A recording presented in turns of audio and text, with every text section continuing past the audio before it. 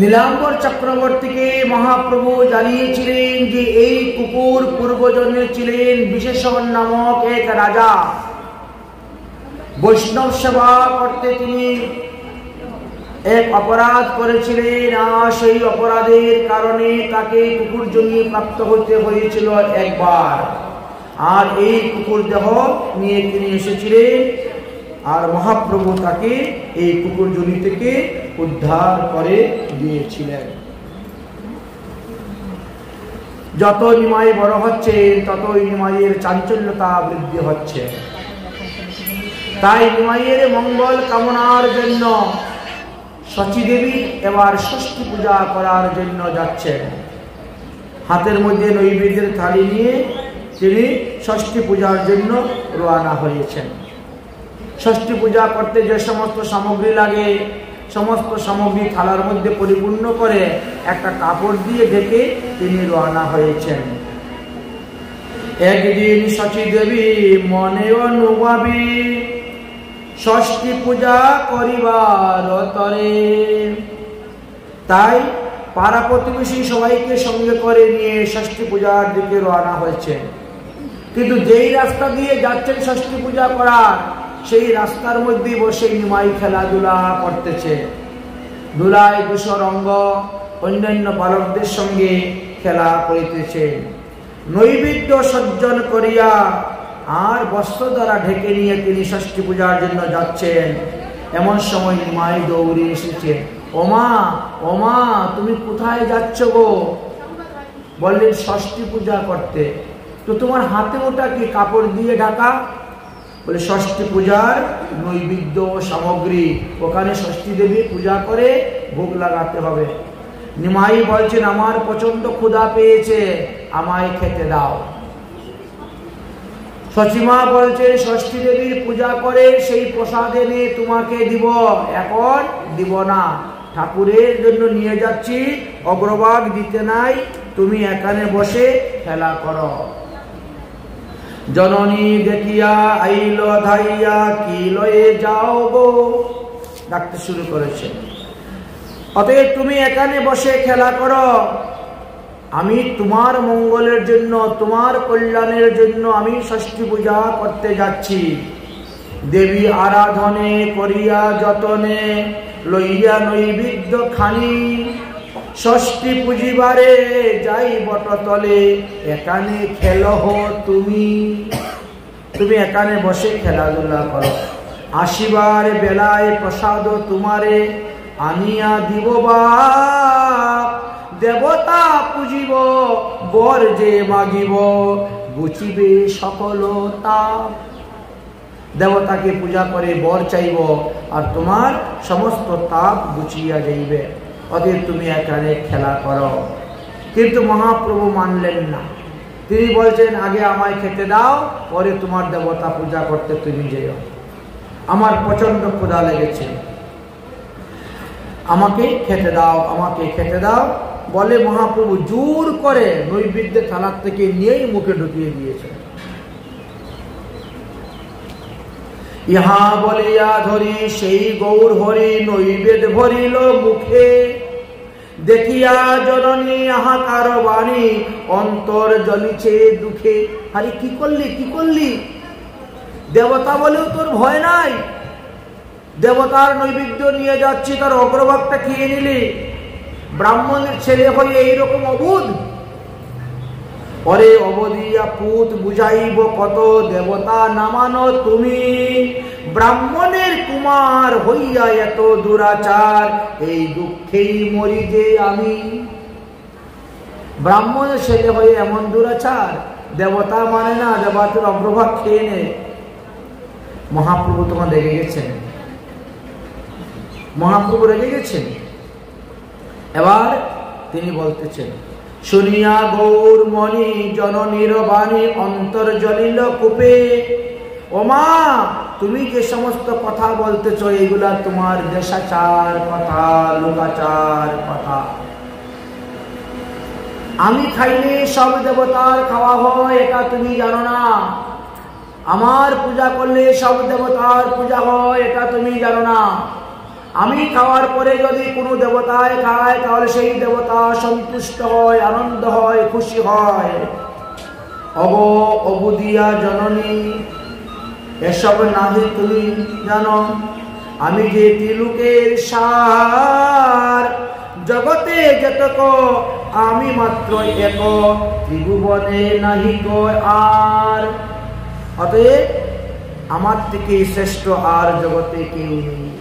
গাছের গুড়াতে জল দিলে যেমন সমস্ত গাছের শাখা প্রশাখা, ফুল ফল পাতা স্কন্ধ শিকড় সতেজ থাকে, ঠিক তেমনি ভাবে আমার পূজা করলে ৩৩ কোটি দেবতারা সন্তুষ্ট থাকেন।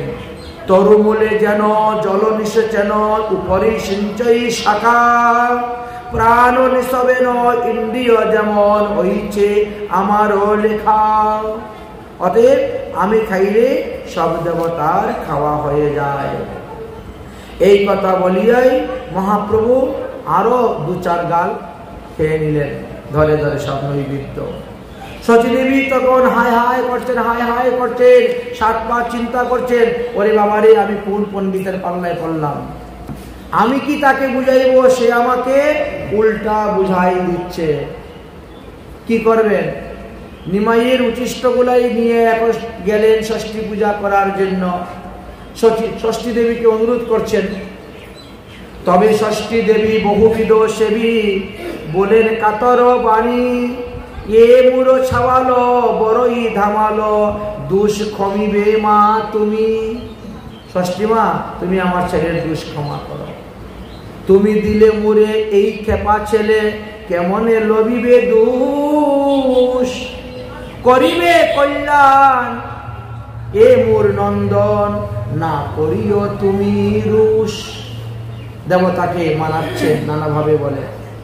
দন্তে তীর্ণ ধরি বলেন শচী রানী, সবারও চরণ সেবী, সবে দেহবর মোর বিশ্বাম্বর, হোক চিরঞ্জীবী।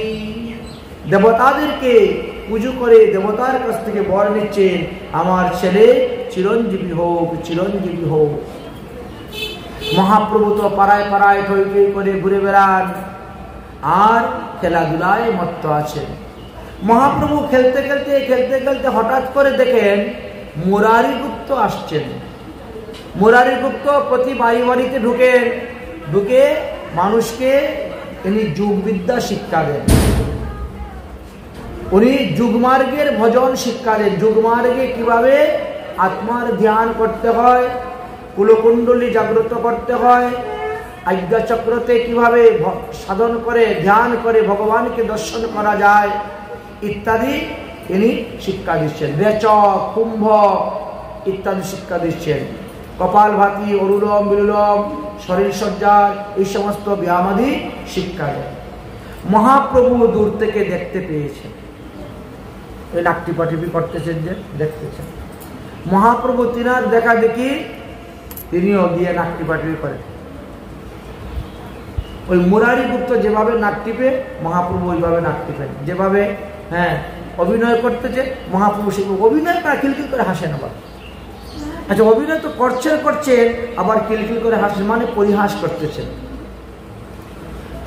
করতেছেন মহাপ্রভু।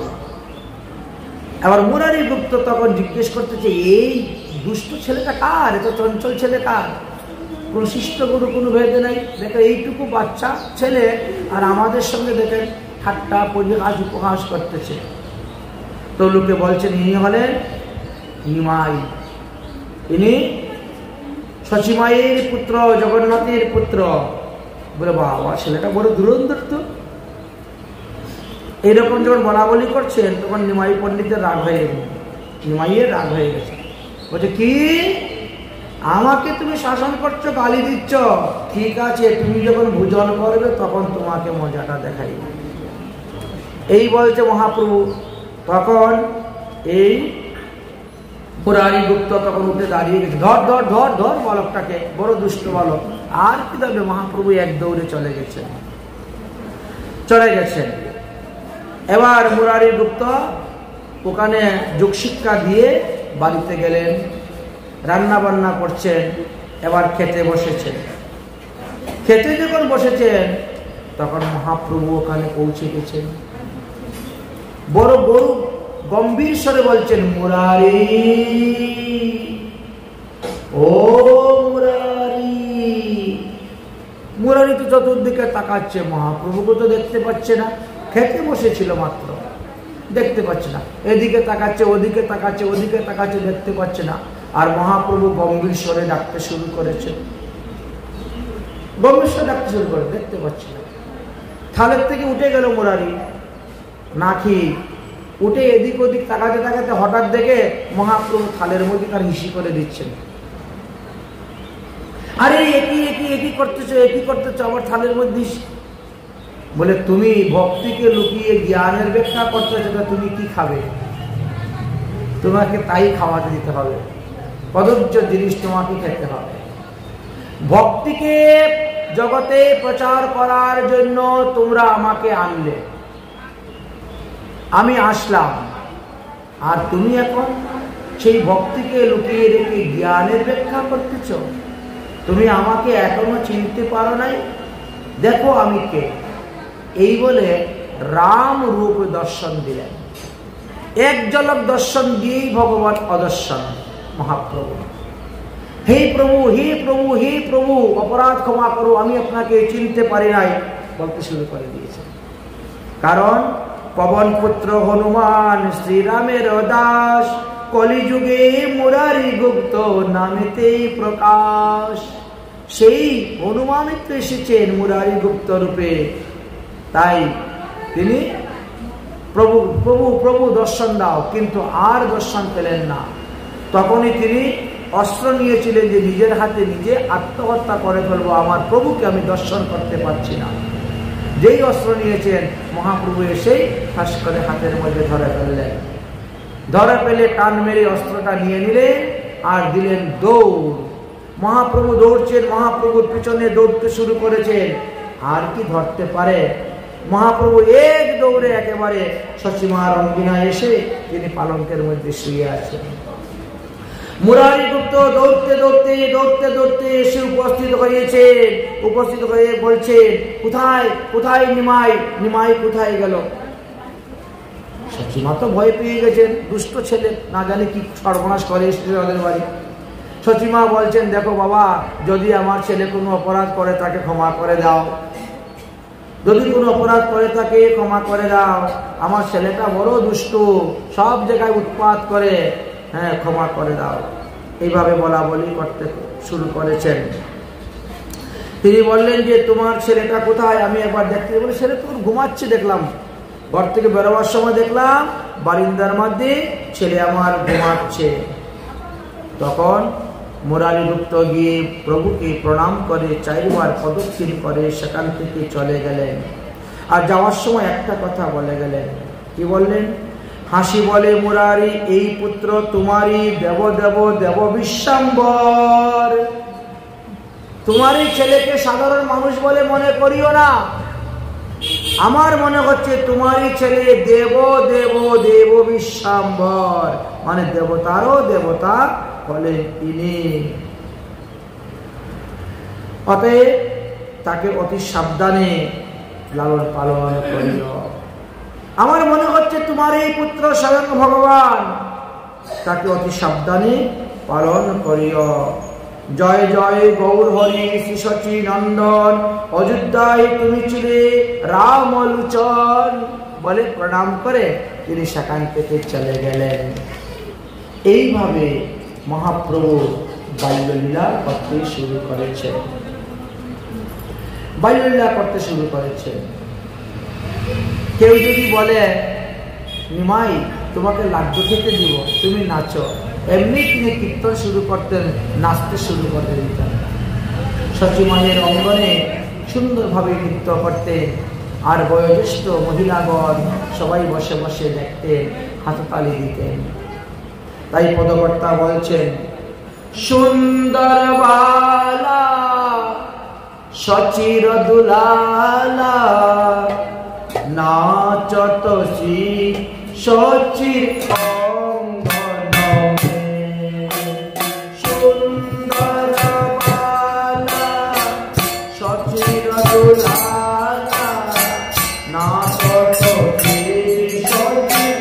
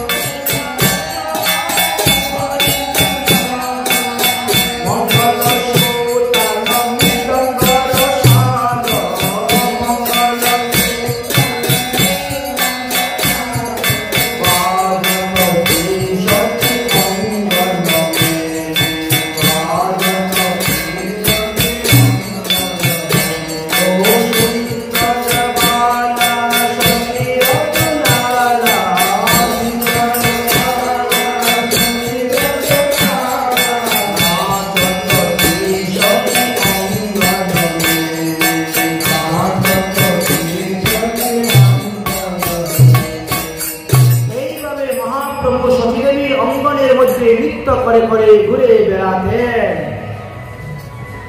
একদিন তো মহাপ্রভু শ্রীকৃষ্ণের মতন মাটি খেয়েছিলেন। মহাপ্রভু কৃষ্ণলীলার অনুকরণ করে মৃত্তিকা ভক্ষণ করেছিলেন। কারণ নবদ্বীপ ধাম হল গুপ্ত বৃন্দাবন। বৃন্দাবনে যেভাবে শ্রীকৃষ্ণ মৃত্তিকা ভক্ষণ করেছিলেন, আজ মহাপ্রভু সেইভাবে মৃত্তিকা ভক্ষণ করেছিলেন।